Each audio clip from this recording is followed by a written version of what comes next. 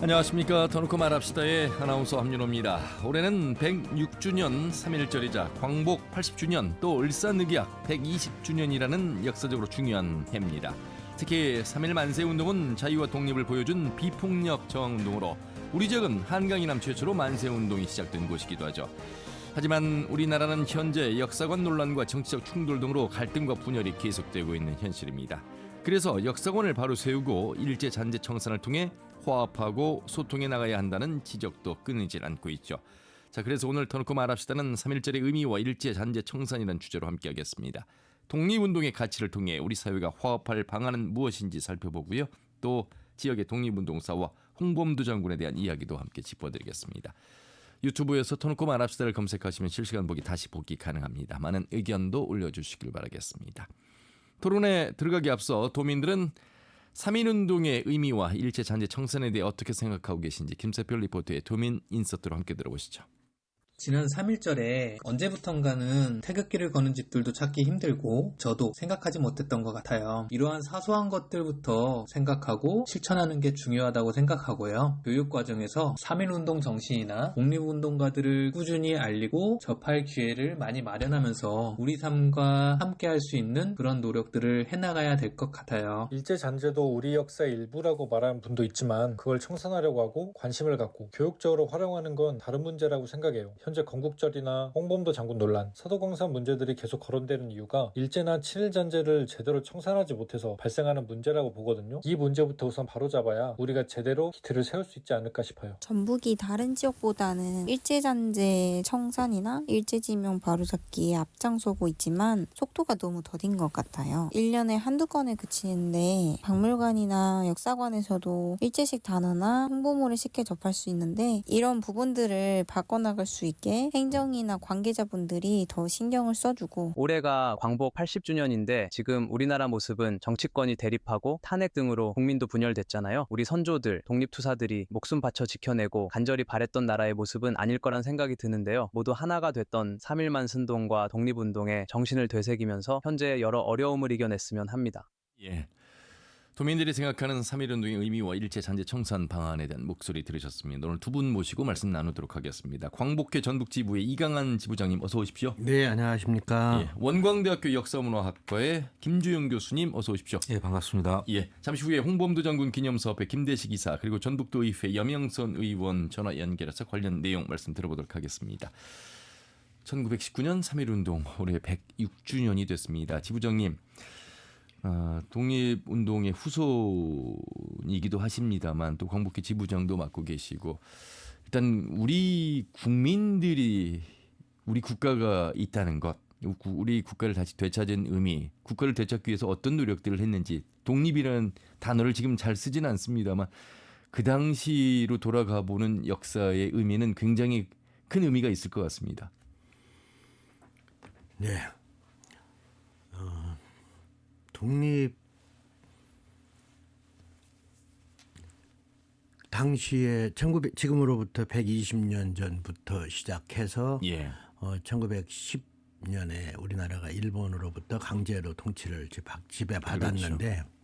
모든 역사, 생활 모든 면이 다 일본의 지배를 받고 살아서 우리의 저기가 주권이 없어졌은 주장도 없어지고 주권도 없어지고 없어졌지 않습니까? 근데 지금 한쪽에서는 이 독립이 그 일본이 그냥 패망했으니까 자연스럽게 독립을 했다 이렇게 주장하는 사람들이 있어요. 예. 근데 만약에 울지 않는 애기한테 젖을 주는 것 보지 못했잖아요. 우리가 독립운동을 하지 않았다면 모두 우리 국민들이 나서서 싸우고 투쟁하지 않았다면 독립이 되었을까 하는 생각을 해봐야 되는데 그런 생각을 안 하고 그저 그냥 자연스럽게 독립이 된 것처럼 봅니다. 우리 세계 역사에서 우리나라처럼 50년간 처절한 피의 전쟁을 하면서 독립투쟁을 한 나라가 없습니다. 독립운동가들이 독립을 보장받으려고 카이로 회담회까지 쫓아가서 섭외를 해서 장개석 총로부터 다짐을 받아냈죠. 예. 그렇게 해서 카이로 선언에 독립을 시켜야 한다는 문구를 집어넣을 정도로 강력하게 했어도 결국은 그 미군정에서는 세계연합국으로 말하자면 우리를 통치하려고 하는 의도를 가지고 있었거든요. 그게 결국 우리가 독립투쟁을 해서 세워진 나라인데 예. 자연히 세워진 것처럼 생각을 하고 있는 거는 역사를 너무 의식을 못하고 사는 거죠. 이 우리가 노력해서 뺏어서 세워진 나라라는 독립의식이 없다면 그럼 우리 자존감도 없고 우리 국민들의 의식이 아무것도 없는 것이 됩니다. 예. 이 3.1운동은 그것을 시작했던 우리 국민 모두가 나서서 시작했던 운동이라서 또 이 3.1운동을 통해서 우리 국민들이 사람 나라의 주인이 나다라고 하는 생각을 하기 시작한 거거든요. 그래서 임시정부가 생겼고 그래서 대한민국의 국민의 주권이 국민에게 있다라고 주장되는 나라 대한민국이 생기게 됐고 예. 이런 과정을 거쳐서 우리가 독립을 했고 오늘이 있기 때문에 그 과정이 있었기 때문에 지금 오늘의 대한민국이 있는 거죠. 이 의미를 되새겨 봐야 하는 게 3.1절이고 3.1절의 의미는 그런 의미에서 우리 국민들이 스스로 자각을 했고 그게 세계에 영향을 미쳐준 그런 나라이기 때문에 우리 자부심을 가져도 되고요. 예. 그걸로 인해서 대한민국이라는 나라가 생겼거든요. 그 전에는 조선에서 대한제국이었었거든요. 예. 우리 그 왕조 시대에 있었던 사람들이 지금 국민으로 된 것은 3.1운동이었다. 이 3.1운동의 의미가 거기에 큰 의미가 있는 겁니다. 온 국민이 주인이 되는 시점이었기 때문에 예. 그런 의미에서 3.1운동을 기억해야 된다는 의미 이야기입니다. 예. 스스로 주인이었고 스스로의 주권을 가지고 있었던 나라가 일제가 강제로 점령함으로써 주권을 잃었고 그 주권을 찾기 위해서 운동을 한 게 독립운동인데 분명한 건 독립운동에 함께하지 않고 친일의 나라를 파는데 동참했던 사람들로 나눠주었고 지금 현재도 광화문 앞에서는 우리가 이념이 달라도 너무 다른 측면에서 한 나라에 살고 있습니다. 또 다른 생각으로 살고 있습니다.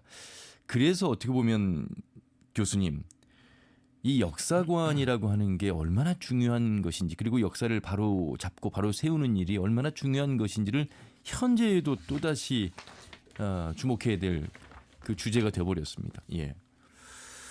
저는 이제 올해가 을사늑약 120주년이 되는 해이기도 합니다. 예. 어떻게 보면은 우리가 을신년스럽다 이렇게 그렇죠. 얘기도 하는데 그 어원이 아마 을사년이었을 것 같아요. 1905년 11월 17일 그거는 이제 지금도 대한민국에서 순국 선열의 날로 기념하고 있는데 예. 참혹한 날이죠. 왜냐하면은 덕수궁 중령전에서 이제 뭐 우리가 흔히 얘기하는 을사오적 이완용부터 시작해서 이런 사람들이 사인을 했을 때 끝까지 이제 거부했던 사람들이 이제 뭐 한규설이라든지 이런 사람이 있었지만은 예. 보제 이상설이 한 말이 있습니다. 그때 임금도 그 정도 순절 목숨을 끊고 지켰어야 되는데 그러질 못했죠. 그러고 나서 이들이 이른바 매국노 나라를 팔아먹은 사람들인데 이들에 대한 엄중한 처벌을 역사적으로 하지 못했어요. 예. 특히 이제 우리가 이제 반민특위법 해방 이후에 이들에 대해서 반민특위를 적용하려는데 이완용은 이미 해방 전에 돌아가셨고 죽었고 예. 그러다 보니 이들에 대한 단죄가 없잖아요. 그러니까 당대에 단죄를 했어야 되는데 우리는 식민 통치를 일제에서 35년간 받았기 때문에 이들에 대한 단죄할 시기도 놓쳤고 해방 이후에 또 분단이 되니까 이념 공세로 인해서 이 친일파들에 대한 쉽게 얘기해서 아주 엄격한 처벌이 이루어지지 않았죠. 그러니까 그 시기를 놓치다 보니까 사람들이 나라를 팔아먹은 그러한 큰 범죄를 저질렀음에도 불구하고 역사적 또는 당대의 단죄를 받지 않아? 예. 그러면 또 똑같은 범죄를 저질러도 우리는 역사적으로도 그렇고 당대의 처벌을 받지 않겠다라고 하는 시그널을 계속 보여줬던 것이죠. 우리가 역사적으로 안타깝게도. 그것이 지금 오늘날 2024년, 2025년 대한민국의 정치적인 또는 우리 대한민국 정체성을 흔드는 현상으로까지 이어지지 않았나 생각이 듭니다. 그래서 따라서 저는 역사학자로서 그 당시의 역사를 바로 세우기 굉장히 중요합니다. 더 중요한 거는 역사적 범죄 또는 국가적 범죄를 저질렀을 때는 당대의 법으로 이제는 예. 당대의 법으로 엄격한 잣대를 들이대서 처벌하는 것만이 앞으로 대한민국 미래 후대를 위해서도 굉장히 중요한 역사적 증거라고 생각합니다. 예. 모든 기회를 놓쳤다 이런 말씀이시죠. 네네. 기회를 예. 놓치는 거 문제가 아니라 사실은 우리나라는 뭐가 문제냐면 당대에 처벌을 받지 않은 것은 이해를 할 수가 있는데 오히려 새로운 나라에서 독립된 새로운 나라에서 더 권력을 잡고 예. 이익을 더 추구하는 권좌에 앉아서 독립운동을 한 사람들보다 더 나은 대우를 받아가면서 살아온 세월이 80년이 됐습니다. 예. 그것이 실제로 지금 처벌을 안 받아서 그냥 아이고 부끄럽다 미안하다 하는 생각을 가지고 있는 게 아니라 권력이 필부터 살면 오히려 더 좋은 권력을 갖고 더 예. 잘 산다는 저기를 주어서 사람들로 하여금 이 역사 의식이나 바른 생활에 대한 생각을 하지 못하게 만드는 역사가 가장 큰 바오라고 생각을 합니다. 예. 여기 계시는 김주영 교수님, 이강한 지부장님 독립운동 후손들이시고 지금 KBS 광복 80주년 영상을 보면 고인이 된 송대관 씨의 할아버지 이 이야기를 통해서 얼마나 그 후손들이 힘들게 살아왔는지, 반면에 친일에 매국에 동참했던 사람들의 후손들은 지금도 자기 조상 땅을 잡기 위해서 소송을 걸고 있고, 오히려 일본의 식민지가 우리 대한민국의 근대화에 기여를 했다라는 주장들을 이제는, 과거에는 좀 조심스럽게 얘기를 했다면 이제는 드러내놓고 얘기를 하고 있습니다. 그래서일까요?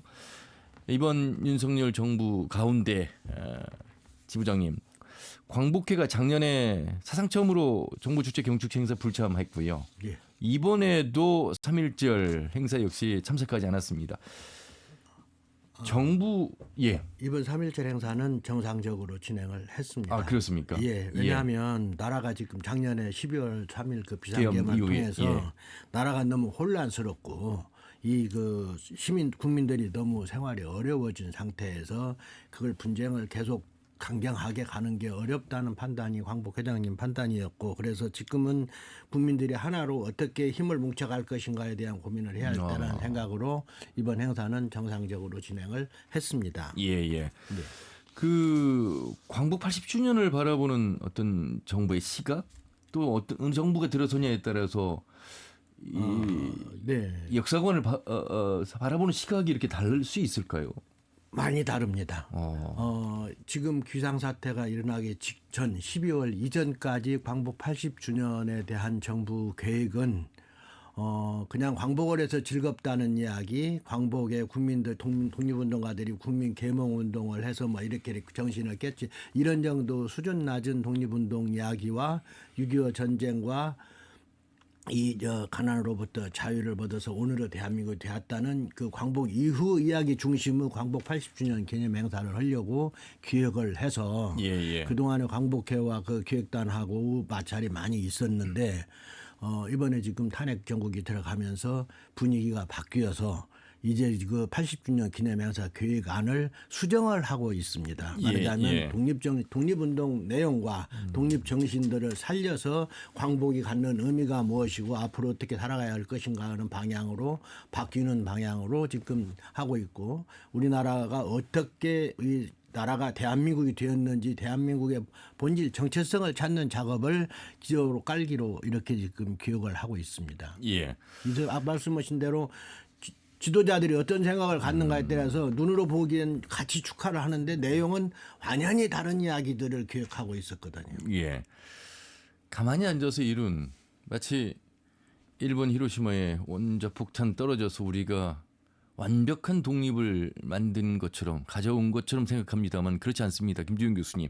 네네. 그래서 지금 이 3.1 운동의 정신이, 또 독립운동의 정신이 왜 중요한지, 이 현재 2025년에도 왜 중요한지, 지난 12월 3일 계엄을 보면 포구령의 종북과 적대적, 아직도 이 분화되어 있고 분열과 갈등에, 한반도의 분단 안에서도 이 내부에서도 이런 상황이 벌어지고 있어. 이런 것들이 바로 이제 역사관에서 비롯된 게 아닐까 싶어서요. 네네. 정말 중요한 대목에서 이 역사를 좀 적용시켜야 되는 현 시점이 아닐까 싶습니다. 저는 이제 한국 독립운동사 전공자로서 보면은 독립운동사 너무 고리타분하지 않을까라는 생각을 많이 합니다. 예. 그런데 이제 광복 80주년이 올해 광복 80주년이지만은 우리가 민주주의를 경험한 게 광복 이후가 아니죠. 어떻게 보면은 민주주의는 희생적 민주주의라고 할 수 있는 의병이라든지 무장투쟁부터 시작해서 선언적 민주주의, 3.1 독립선언에 크게 나와 있고, 예. 그다음에 이제 법률적 민주주의는 저는 대한민국 임시정부 임시의정원에서 헌법을 만듭니다. 임시헌장 제1조 대한민국을 민주공화국으로 함. 지금의 헌법 제1조 1항과 똑같죠. 그러니까 우리 선배들, 선조들은 비록 대한제국이 주권을 넘겨줬지만 1910년 8월에 예. 그 주권을 황제의 주권을 찾기 위해서 노력한 게 아니죠. 그럼요. 민의 주권을 찾기 위해서 노력했고 끊임없이 40년간을 1905년 을사늑약 때 주권이 완전히 거의 외교권이 날아갔는데 그 이후에 40년간 민주주의를 실험하고 실천하면서 해방을 맞이했고 그다음에 3년 뒤에 정식으로 대한민국 임시정부가 아니라 대한민국 정부를 수립한 겁니다. 예. 그래서 당시 이승만 대통령도 그것을 계승한다는 의미에서 공무원들의 그 연도 표기에도 대한민국 30년 예를 들어서 예. 이런 식으로 표기했단 말이죠. 근데 우리 역사에서는 교육이 안 되니까 특히 분단되고 예. 남남 갈등, 남북 갈등. 그리고 아까 우리 저기 지회장님, 지부장님 말씀하셨지만은 분단 체제에서 이른바 적대적 공생 관계를 남쪽에서는 친일파들이 정권을 잡았으니까는 반공을 이용해서 그 정권을 유지해야 되잖아요. 그렇죠. 제가 일례로 안타깝지만은 지금 작년 12월 3일 얘기를 안 할 수가 없는데 그 당시에 작년이죠. 얼마 안 됐지만은 예. 계엄령 선포되고 나서 나라가 쑥대밭이 됐잖아요. 근데 우리는 해방 이후에 우리 민족의 정기로 여기에 있는 오기열이라는 분이 있습니다. 전라북도 반민특위 위원장. 예. 전체 위원장은 김상덕이지만 이분 독립운동가죠. 그러니까는 당시에 반민특위 각 지역의 위원장들 다 독립운동가입니다. 근데 오기열 같은 분은 1950년 6.25 전쟁 끝 와중에 8월 달에 전주 형무소에서 피살당합니다. 또 하나는 반민특위법을 와해시키기 위해서 어마어마한 공작들이 일어나요. 예컨대 백민태라는 사람인데 이 사람은 원래 독립운동가였는데 우파 완전히 구구가 돼가지고 당시에 반민특위 위원장 김상덕 그다음에 신익희 이런 사람들을 암살하려고 했어요. 그 암살할 돈이 어디서 나왔냐면 박흥식이라는 친일파에서 그 당시 30만 원의 돈을 가지고 민족주의자들 독립운동가들을 암살하라 라고 했는데 누구 때문에 실패했냐면 김준현이라는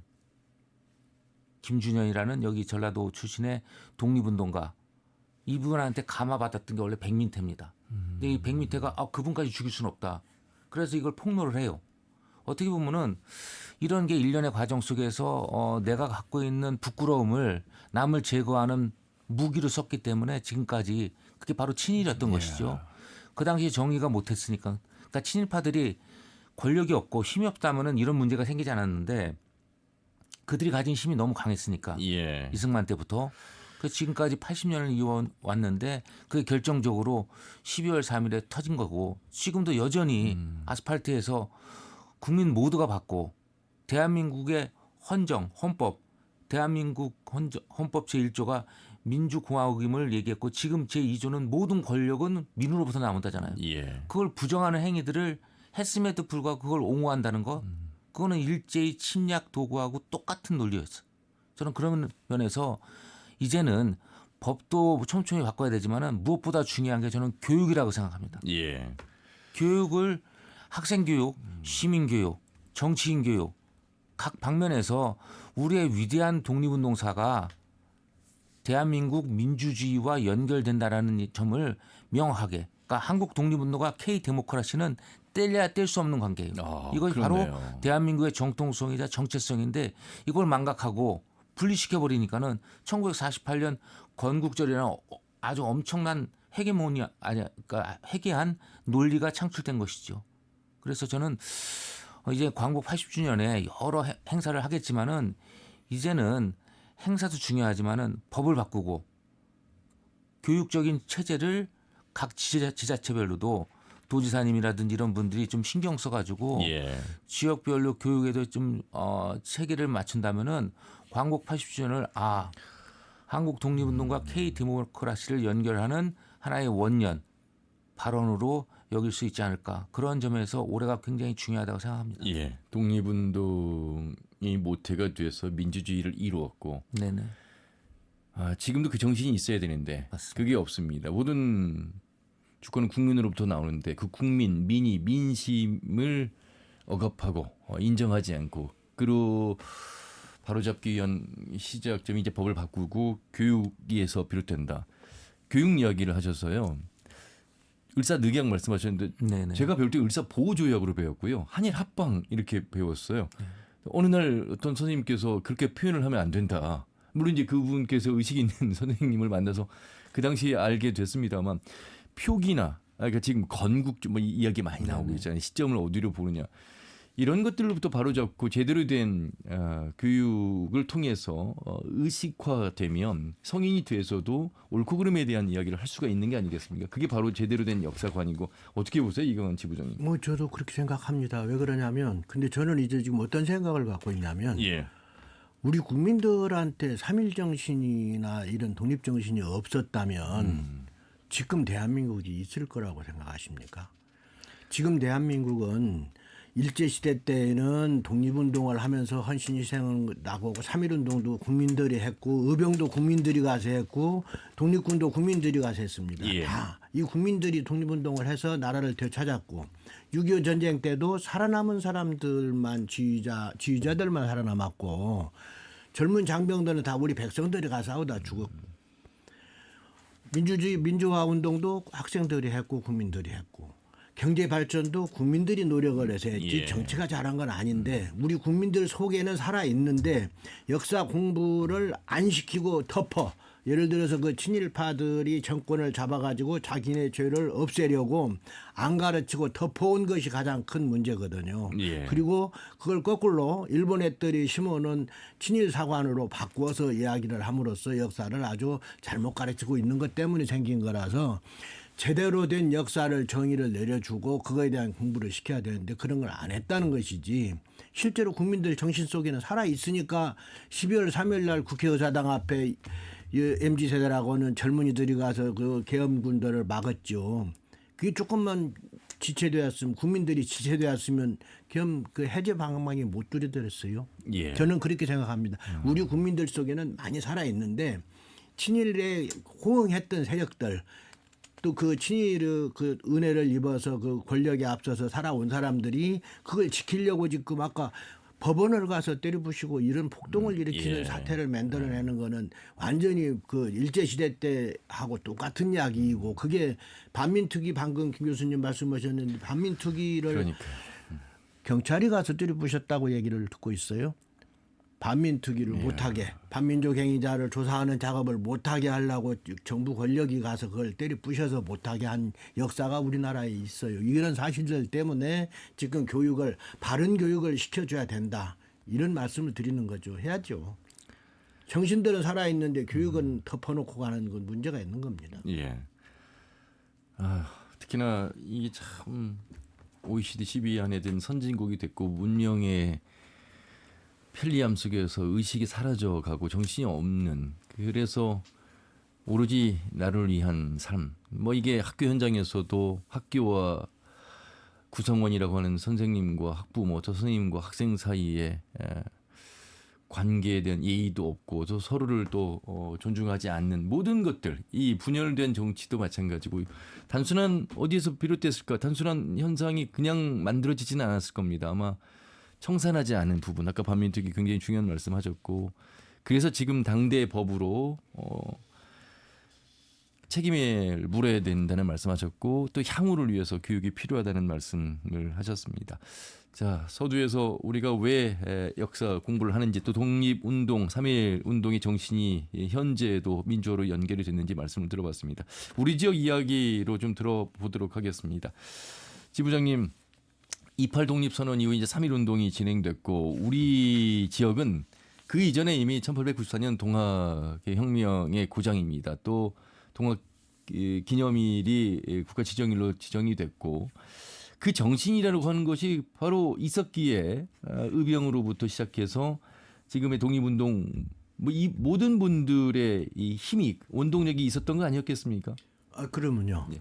우리 전라북도 특별히 옛날 그저 농사를 짓고 주로 살던 시절에는 예. 꽤 부유한 지역이었다고 봅니다. 말하자면 저쪽에 경상도나 이런 산간지대보다 평야지대가 많아서 보편적으로 부유하고 넉넉한 생활을 하다 보니까 문화예술도 발달하고 마음의 여유도 생기고 그래서 창의력도 높고 그러다 보니까 억압과 탄압에 아주 민감하게 싫어하는 게 강해서 예. 일제의 탄압에도 견디지 못했다. 동아혁명이 일어난 이유도 관리가 폭정을 하니까 일어나기 그렇죠. 시작했고 그러나 내재된 정신은 동학의 가장 기본적인 내재된 정신은 평등세상입니다. 예. 사람이 사람답게 살자는 것이 동학의 가장 기본 정신인데 이것을 억누르니까 생겼던 문제이고 전라북도는 일본 사람들이 엄청나게 욕심을 냈던 보고죠. 그 1920년대에 일본 그 개벽이라는 신문에 나왔던 이야기가 잠깐 있는데 전라북도는 조선 보고요, 미고 쌀 창고다. 토지가 비옥하고 기후가 온화해서 수륙의 교통이 또한 편리한 까닭에 일본인들의 침략이 다른 곳보다 더 격심하였다. 임업, 광업, 어업 등은 모두 넘쳐나서 그냥 방치된 것 같고 말고 그러니까 얘기도 말고 조선인의 유일한 생명인 토지까지도 모두 다 그 사람들 손으로 들어가고 말았다. 그 중에서도 평야부 계란으로 치면 노른자 같은 김제, 만경, 익산, 옥구, 정읍, 고창 등은 그들의 세력에 더욱 놀랄만하게 부식되었다. 지주는 금년에 자장농이 되고 자장농은 명일에 소작인이 되어서 배 줄이고 뱃속 빌어먹는 격이 되었다. 1920년대 잡지 개벽에 게재된 일본인에게 전멸된 전북의 토지라는 글의 한 부분입니다. 예. 그만큼 일본 사람들이 노리고 있기 때문에 수탈과 탄압을 더 많이 극렬하게 했고 여기에 대해서 우리 국민들이 기본적으로 갖고 있는 정신들이 강했기 때문에 반항이 더 심해서 의병도 1905년 6년에 이제 동학 때문에 많은 사람이 죽었는데도 불구하고 1906년에 호남에서 최초 의병을 일으켜서 그 전투 의병 전투가 가장 치열하게 많았고요. 예. 3.1운동도 한강 이남에서 군산에서 시작된 것이 가장 먼저였고 그렇죠. 독립군도 많고 전라북도 사람들이 만주로 이주해 간 사람들도 많습니다. 예. 땅을 뺏기고 이사 가서 만주가 독립운동 하시던 분들도 많습니다. 그래서 전라북도는 이 정신적으로 이 강한 그 창의력과 그 독자성 때문에 자율성 때문에 예. 독립운동이 아주 치열했던 곳이어서 28 학생 독립선언서에도 우리 백관수 선생님이나 정동식 선생님 같은 그저 몇 분 그 독립운동가 나용균 선생님이랑 그저 3분 정도가 중심이 돼서 그 12명의 그 중심가들 중에서 2분이 우리나라 사람들, 전라북도 사람들이 계실 정도로 28 독립선언에도 많이 관여를 하셨고 예. 3.1 독립선언에도 33인 중에 2분이 우리 민족 대표이시고 예. 모든 3.1운동의 중심에도 많이 있었습니다. 이런 정신들이 전북에만 더 유난히 심했다. 저는 그렇게 믿고 그래서 지금도 독립운동가의 숫자가 인구 대비 10% 가까이 되는 저기가 전체 독립운동가 중에 10% 가까이가 전북에서 출신이 있어서 그 정신이 우리한테 많이 살아있다고 믿습니다. 예. 김주현 교수님 지금은 이제 원광대학교 역사문화학과 교수님으로 계시지만 오시기 전에는 독립운동기념관에서 또 근무하시면서 네, 제대로 된 독립기념관에서. 독립기념관이죠. 그런데 지금 독립기념관장 임명도 그렇고 네네. 최근에 나온 그 책들 보면 일부 지식인들이 반일 종족주의나 테러리스트 김구 같은 이제는 그냥 이제 드러내놓고 이야기를 하는 세상이 됐습니다. 이거를 어떻게 좀 봐야 되겠습니까? 터놓고 말합시다. 그래서 그러니까 대한민국에서는 건드리지 말아야 할 그런 단체라든지 기관이 있습니다. 제가 봤을 때는 누가 됐든 예컨대 지금 저 광복회 우리 지부장 나오셨지만 광복회 또는 독립기념관 이런 몇 군데는 우리가 유형의 자산이라기보다는 무형의 자산이거든요. 보이지 않지만은 우리의 민주주의, 그러니까 아까 했지만 독립선언을 외친 날부터 전라북도의 독립운동가들이 지금 1,145명으로 제가 기억하고 있어요. 작년까지 2024년 12월 기준으로. 그러니까 제가 얼마 전에 충청북도 가서 이렇게 보니까 충청북도는 절반 정도밖에 안 됩니다. 그리고 3.1운동과 의병이 제일 많고요. 그러니까 그 당시 3.1운동을 참여했던 저는 이제 독립선언 기념일로 좀 정명하고 싶은데 예. 어찌됐든 그 당시에 3.1 독립선언에 참여했던 사람들은 민주주의를 선언하고자 했던 사람들이에요. 근데 이들이 자기 목숨을 내던지면서 누가 시키지도 않았잖아요. 체화된, 그러니까 이식된 민주주의가 아니라 자체적으로 내재된 민주주의를 계속 발현하고자 했지만은 결국은 그걸 갖다 부정하는 세력들이 있었던 것이죠. 예. 그러니까 저는 그래서 친일파를 갖다가 미워하거나 혐오하는 게 아니라 이들이 만들어 놓은 문화, 어떻게 보면은 친일파 중에서도 고급 친일파들 가운데는 밀정들이 있는데 이들은 그 밀정의 존재라는 게 공동체를 감시하고 통제하고 분열하는 존재죠. 그러다 보니까는 그러한 세력들의 공작들이 저는 지금까지도 이어진 것이 아닌가. 또는 한편으로는 왜 2024년, 2025년 대한민국에서 이런 일이 벌어질까라고 굉장히 고민을 많이 해봤는데 예. 결국은 저는 그래요. 역사를 제대로 가르치지 못했다는 거 분명히 아까도 말씀드렸지만 그거 하고 또 하나는 그 가르치지 못한 걸 갖다가 자꾸만 확대 해석해서 백범 김구 같은 경우는 저는 대한민국 임시정부 주석이었고 어떻게 보면은 대한민국 임시정부 정치 체제 내에서도 우파예요. 예. 그러니까 가운데 중도 우파라고 할 수 있는 게 우리가 김규식이라면은 백범은 우파고 저쪽 저 편향된 구구들 있겠죠. 그런데 지금 백범을 우파가 우파를 때린 거란 말이에요. 예. 그것도 테러리스트라고. 이런 기이한 현상이 벌어진 것은 제가 봤을 때 지금 윤석열 정부에서 뉴라이트라든지 이런 분들을 갖다가 각종 기관, 예컨대 국사편찬위원회, 독립기념관, 동북아 역사재단, 한국학중앙연구원에 우리가 지자본이라는 말을 씁니다. 지자본이. 지자본이라는 말은 좀 원불교 용어일 수도 있는데 전문가, 제대로 된 사람을 그 자리에 앉혀야 되는데 그렇지 못한 사람을 앉혀놓으니까는 문제가 발생하는 것이죠. 우리가 손흥민을 예. 축구 선수로 알고 있잖아요. 예. 손흥민을 야구 선수라고 칭하면은 야구 감독으로 임명한다면은 누가 수긍하겠습니까? 인정하지 않죠. 예. 근데 우리가 지금 역사에서는 이런 일이 벌어지는 게 과거 뭐 있었지만은 요 최근 3년 사이에 굉장히 극심하게 있었어요. 예. 저는 이 현상을 이제 유튜브라는 아주 구구파들이 매체 유튜브라는 현상 때문에 나타난 것일 수도 있고 예. 또 하나는 정부하고 유튜브가 결합해서 구구파들의 어떤 온상으로 놀이터로 다 만들어 놓은 것이 아닌가라는 우려가 있어서 저는 하여튼 이 기회에 광복 80주년 이 기회에 이것을 다 잡지 않으면 대한민국은 정신적으로 오염될 소지가 너무 강하다. 예. 그래서 좀 우려 섞인 지금 저는 생각을 가지고 있습니다. 예. 바로 계속 일관되게 말씀을 하시는 이 내용은 우리의 독립운동이 지금 현재 우리의 민주주의를 만들었고 민주주의 속에 살고 있는 우리의 잘잘못에 대한 이야기를 계속해서 전해오고 있고 이거 반복되고 있다는 말씀을 하고 있습니다. 해야 될 이야기는 많은데요. 지금 두 분이나 전화 연결에 대해서 이번에는 홍범도 장군 기념사업회 김대식 이사를 전화로 연결해서 말씀 들어보도록 하겠습니다. 두 분도 함께 들어주시죠. 예, 이어폰 함께 착용하시고요. 이사님 안녕하세요. 예, 안녕하세요. 예. 제가 좀 감기에 걸려서 목소리가 좀 변했습니다. 양해해 주시기 바랍니다. 예, 저희가 듣는 데는 괜찮습니다. 지금 현재 또 전국국제협력진흥원장을 맡고 계시고 뭐 외교부에서 한 40여 년간 근무하신 분입니다. 아마 우리 도민들은 잘 알고 계실 것 같은데요. 현재는 또 홍범도 장군 기념사업회 이사까지 하고 계십니다. 홍범도 장군 기념사업회에 대한 소개부터 좀 해주시죠, 이사님. 예, 알겠습니다. 그 홍범도 장군 기념사업회는 명칭 그대로 항일 독립무장 투쟁에 영웅이신 우리 홍범도 장군의 삶을 기리고 널리 선양하기 위해서 2005년에 설립됐습니다. 우리나라의 대표적인 독립운동 정신을 적극적으로 알리는 단체 중 하나라고 하겠습니다. 현재 회원 수는 380명에 이르고요. 계속 확대되고 있습니다.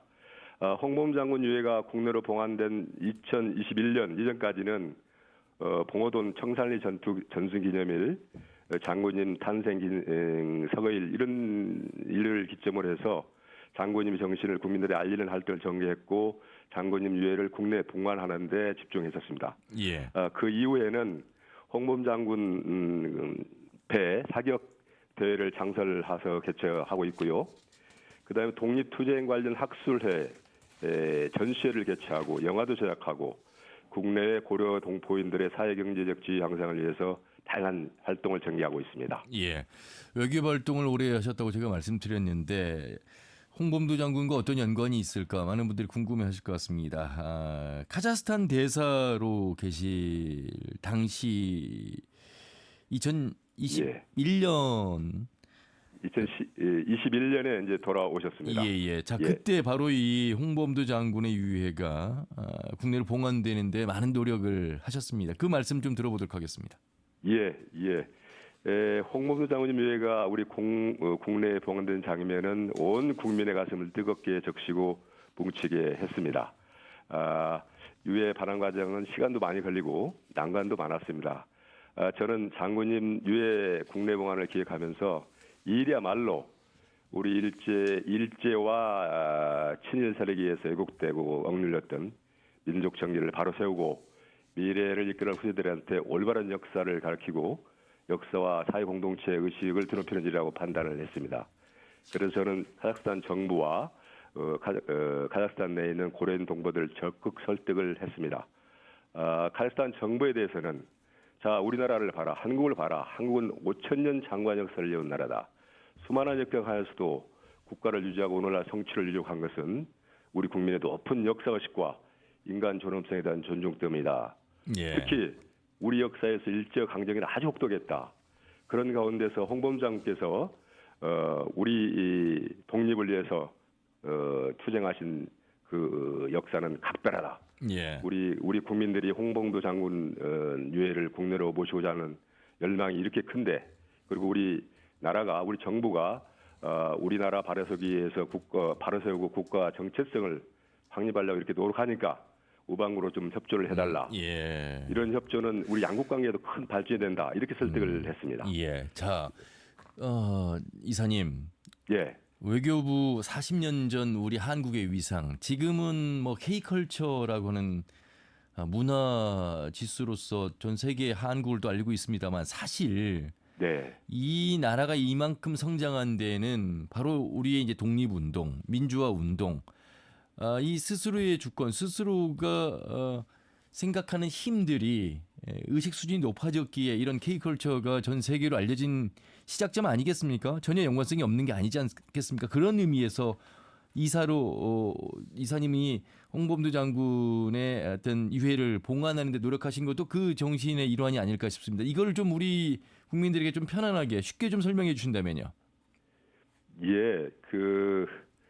저는 우리 한국 역사, 특히 아까 말씀하신 K컬처가 이렇게 전 세계적으로 이렇게 지금 각광을 받고 있는 이유에도 우리나라의 면면이 이어오는 그런 문화 역사적인 전통, 그다음에 홍익인간 정신을 비롯한 그런 숭고한 인간의 정신들이 거기에 녹아 있기 때문에, 그리고 5,000년 역사 길게 이어왔기 때문에 가능한다고 봅니다. 예. 저는 해외 근무하면서 항상 우리 역사가 가지는 그런 장관 역사 전통, 우리 인간 존중의 정신, 큰 자부심을 가지고 살아왔습니다. 그래서 저는 기회 있을 때마다 홍익인간 정신 이념이랄지, 그다음에 동학혁명, 3.1운동, 그다음에 4.19, 그다음에 촛불의 정신들을 항상 자랑해 왔습니다.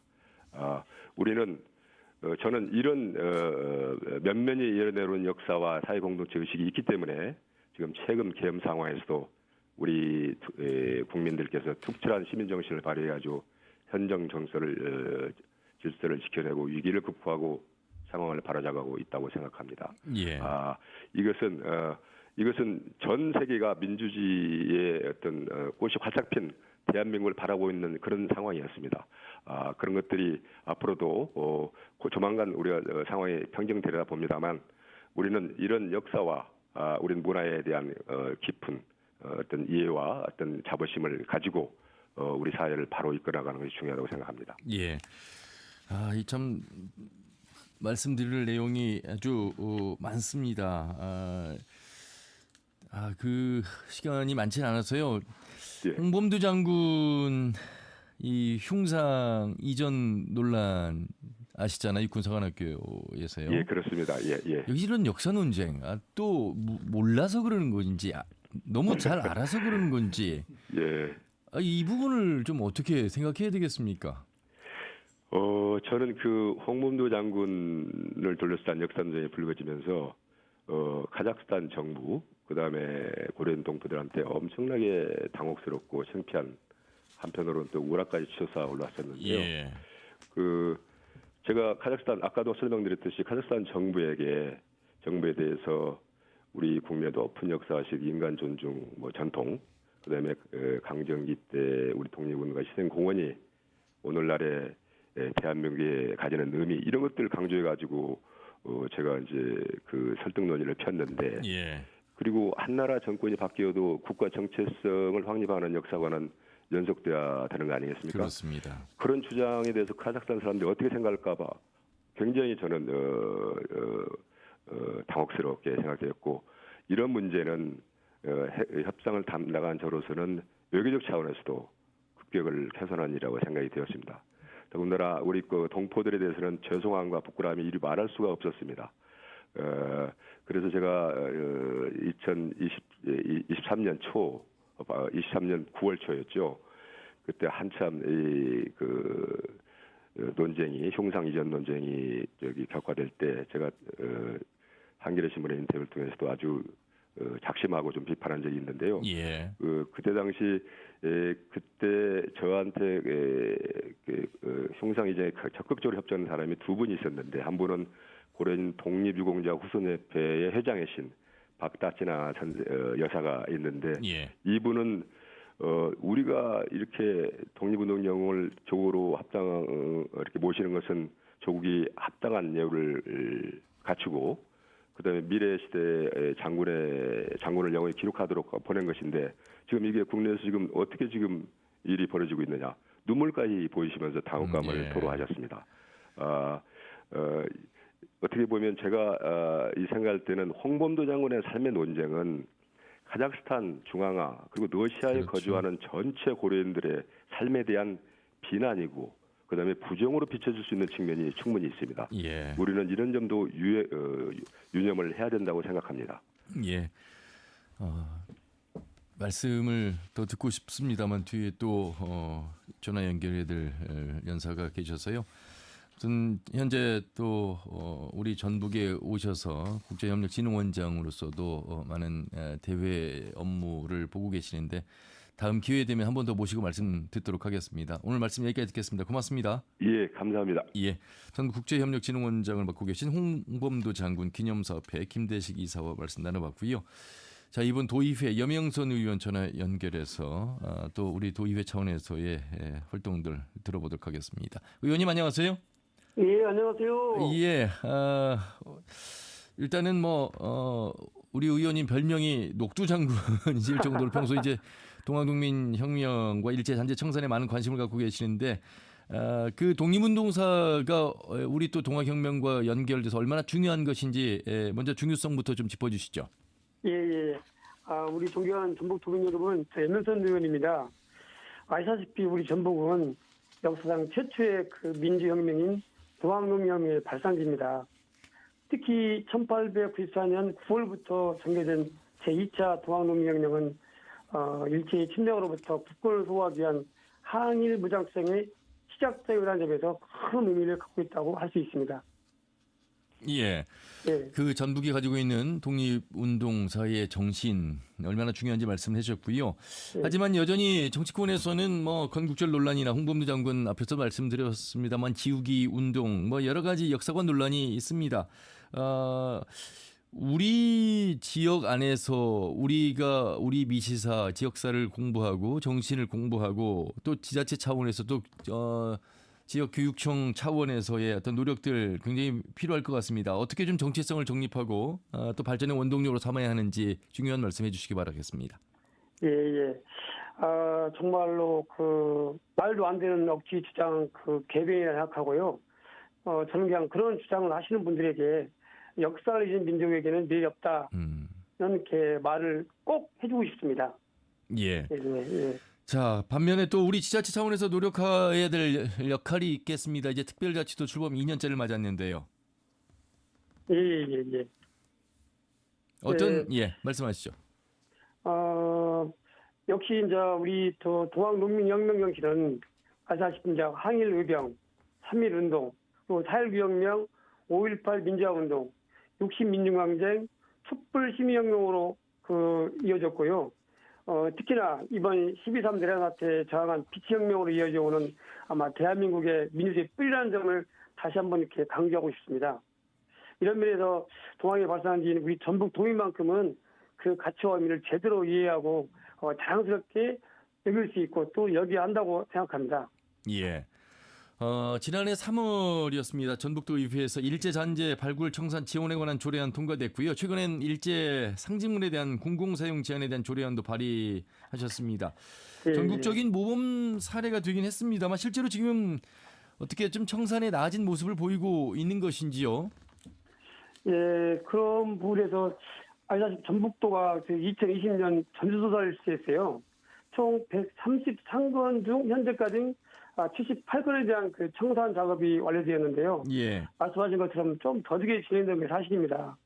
아마 다수의 그 친일 잔재가 개인 사유재산에 해당하고 이를 소유한 그 후손이나 관리를 맡은 보훈단체 등과 협의가 쉽게 이루어지지 않는 것으로 지금 알고 있습니다. 예. 아울러서 또 하나 추가하자면 염 의원님께서는 그동안 이제 동학농민혁명 참여자도 독립유공자 서훈을 받아야 한다 이렇게 주장하셨습니다. 예. 현재 지금 조례안 개정을 통해서 보면 동학농민혁명 참여 유족에 대한 수당지급 근거를 마련했는데 이 내용도 좀 전해주시죠. 예. 그 부분에서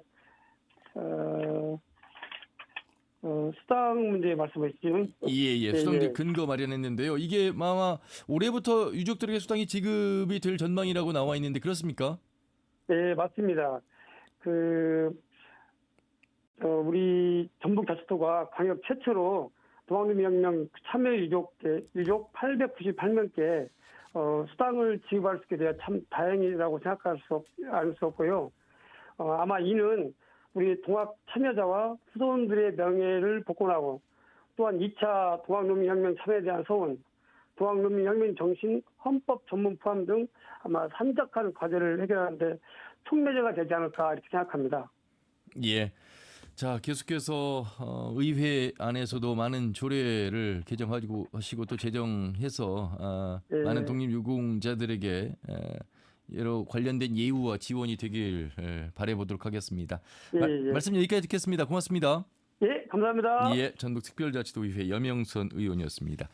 시간이 많지 않다 보니까 저부터도 좀 급해지긴 합니다. 최근에 도내 뜨거운 소식은요, 김주영 교수님. 우리 전북 전주가 이제 하계 올림픽을 2030년에 국내 후보지로서 유치가 선정이 됐다. 1936년이 이제 손기정께서 베를린 올림픽에서 나라를 잃은 그 가운데서 금메달을 땄습니다. 그 정신이라고 하는 것이 올림픽도 그렇습니다만 지금의 민주화도 그렇고요. 우리가 살고 있는 현재 주소 속에서 얼마나 중요한 것인가. 내가 어떻게 살아야지. 내가 누구인가. 이런 것을 요즘에 생각하지 않고 사는데 이걸 생각해야만 내 스스로가 독립적으로 살 수 있는 힘이 된다. 이런 말씀들을 많이 하시는데 교수님께서도 좋은 조언을 많이 해주시고 계시잖아요. 학생들에게. 예. 어려운 문제죠. 네. 저는 이제 최근에 제가 이제 TV에서 이게 서부 지원 폭력 사태를 보고 국가를 지탱하는 가장 중요한 힘들이 그러니까 유형적으로는 어쨌든 인력과 예산이잖아요. 그다음에 거기를 받지만은 공권력. 그래서 조선 왕조 시대에도 중요한 게 형법. 그러니까 쉽게 얘기해서 이제 공권력과 호조, 돈. 그런데 그게 다 국가 권력과 관련된 건데 지금 국가 권력의 상징이라고 할 수 있는 공권력이 처참하게 무너지는 걸 민주사회에서 봤단 말이에요. 그러니까 그게 유형이라면은 무형의 우리의 자산은 굉장히 귀합니다. 그러니까 뭐 사람마다 좀 다를 수 있겠지만 저는 한국 사회에서 여성들이 여성들이 민주주의의 전면에 등장한 거는 3.1운동이라고 생각을 해요. 예. 그 전에 여러 운동이 있었지만 의병이라든지 여기는 뭐 안사람 의병가를 쳤던 윤희순도 있고 그다음에 애국개몽운동기에 특히 국채보상운동에 심지어 기녀들이 보이지 않게 자기가 모은 돈을 내놓는 경우도 있었지만은 예. 그거는 이제 역사의 전면에 나선 거는 3.1 독립선언 때인데 이 3.1 독립선언이라는 거는 말 그대로 우리의 민주공화국을 만들어낸 하나의 모태죠. 그렇죠. 그런데 이때는 다 비폭력이었단 말이에요. 물론 폭력적 시위도 있었죠. 그런데 기조는 비폭력이었어요. 그 비폭력의 정신은 우리가 국가 권력에 대해서 또는 외세에 대해서도 뭐 총을 들 땐 들어야 되지만은 기조는 남을 해하지 않고 우리의 주권을 비폭력으로 찾겠다고 하는 숭고한 의지였죠. 이게 60만 세 운동 때도 그랬고 60만 세 운동이 이제 순종의 인산일 때도 이걸 전국적인 그 뭐랄까 시위 운동으로 제2의 독립선언으로 나섰지만 이때도 비폭력. 그다음에 해방 이후 우리의 그 4.19라든지 특히 광주 5.18 예. 국가 권력이 그렇게 참혹하게 진압했음에도 불구하고 비폭력으로 거의 대응했고 그렇죠. 그다음에 이제 촛불 그다음에 지금 응원봉까지 예. 이렇게 무형의 정신적인 자산 한국 독립운동이 K 데모크라시로 이어져서 우리의 정통성과 정체성을 지키고 있다고 자부하는데 이게 대외적으로는 또 K 컬처일 수도 있죠. 예.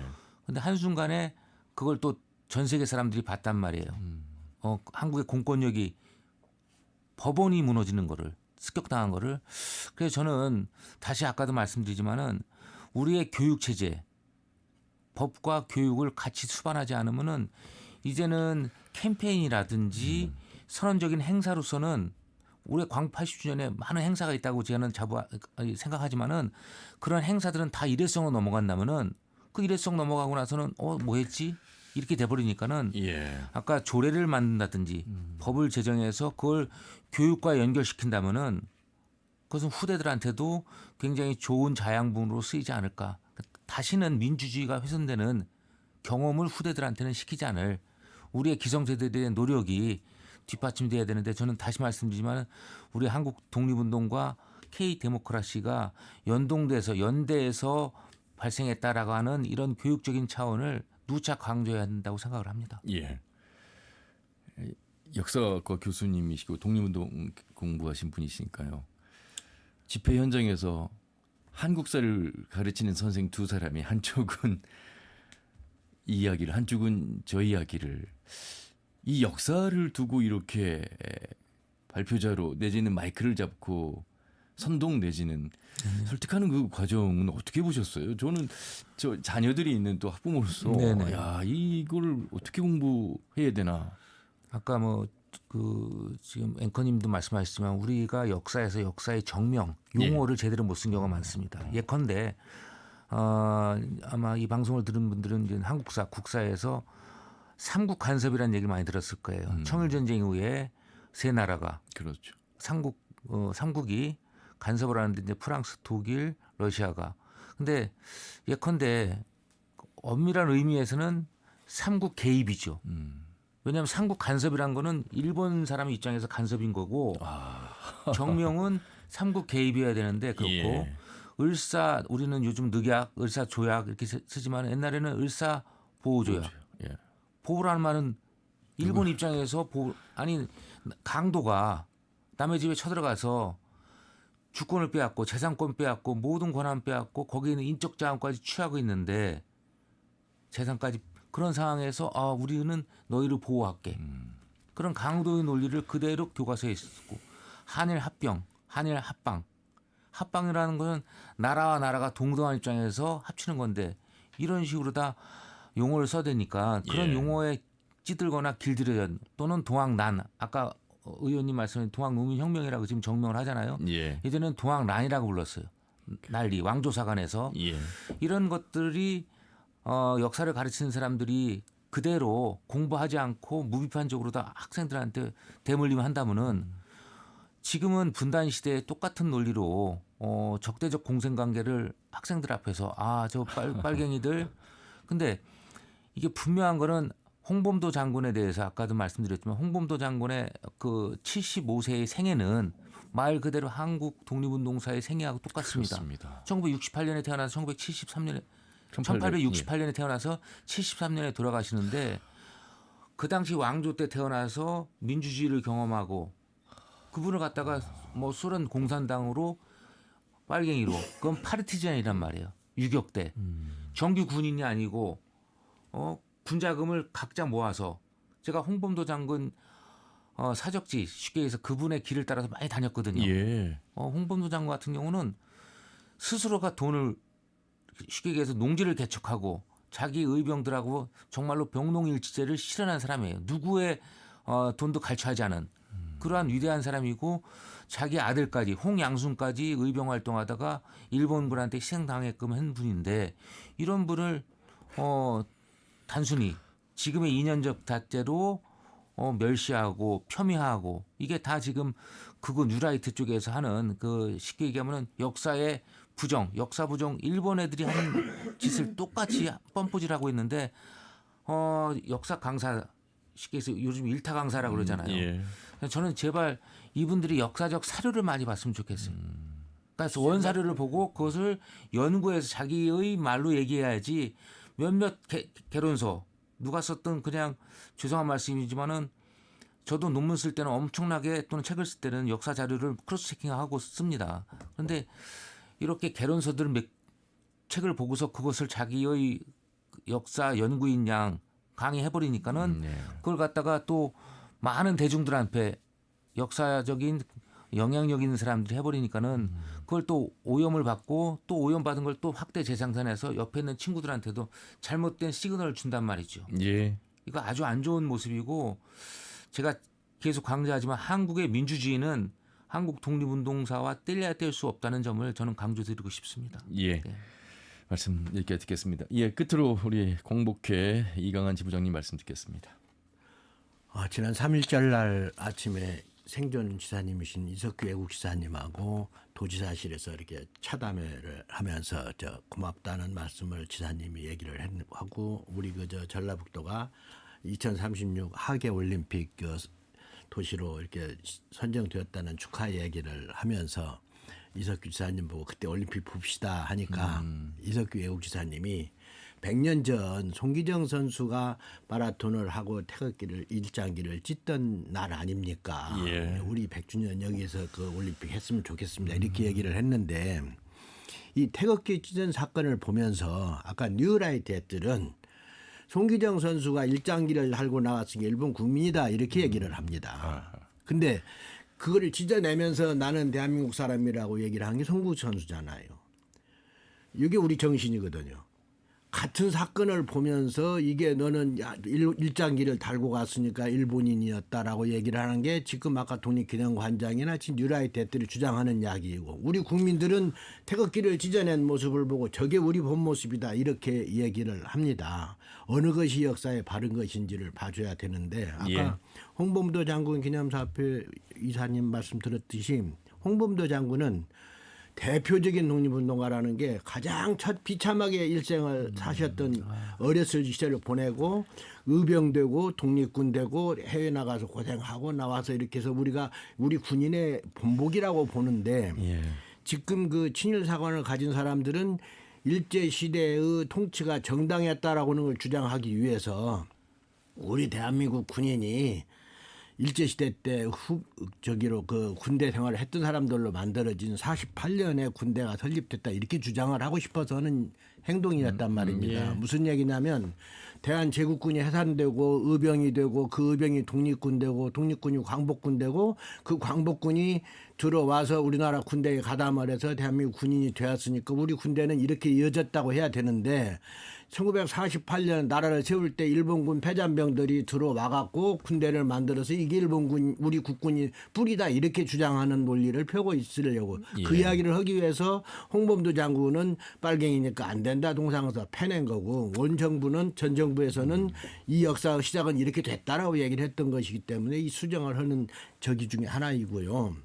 우리 3.1 독립선언서에 보면 주장하는 내용이 대한민국이 우리나라의 자주 독립, 우리 국민들의 자주민임을 하고 우리가 인류 평등을 위해서 노력해야 되고 세계 평화를 위해 살아야 되고 우리는 인도와 정의를 위해서 싸우고 이것이 우리 자손들에게 만대까지 이루어져서 항구여일한 민족의 번영을 노리자. 이게 독립선언서 전체를 싹 압축하면 이 말입니다. 예. 우리 정신은 우리나라가 어떻게 생겼는지 우리는 어떤 목표로 살아가는지를 이 독립선언서에 싹 담아놨어요. 이것이 지금 실현되고 있는 게 현실이고 이것이 실현되어서 우리가 지금 자유 대한민국을 만들어서 세계의 우뚝 서는 나라로 가고 있기 때문에 예. 이게 제대로 지켜지도록 하는 작업을 해줘야 된다. 친일 청산이 안 되는 이유를 사람들은 아까 사유지에 있어서 안 된다 저도 이렇게 얘기를 하는데 친일 청산을 왜 해야 되냐면 일본하고 우리하고 역사적 사실이 달라요. 일본은 1592년에야 통일국가가 이루어졌어요. 우리나라 조선 선조 때예요. 우리나라는 이미 통일된 나라로 흔히 1000년이 넘은 나라 안에서 가지고 왔는데 얘들은 문화유산이나 역사가 짧으니까 우리를 비하하기 위해서 모든 걸 뒤집어 놨어요. 역사도 다 뒤집어 놨고 생활습관도 뒤집어 놨고 우리 국민들의 정신을 확 뒤집어 놨는데 이 뒤집어 놓은 정신을 옳다고 생각하고 있는 게 문제죠.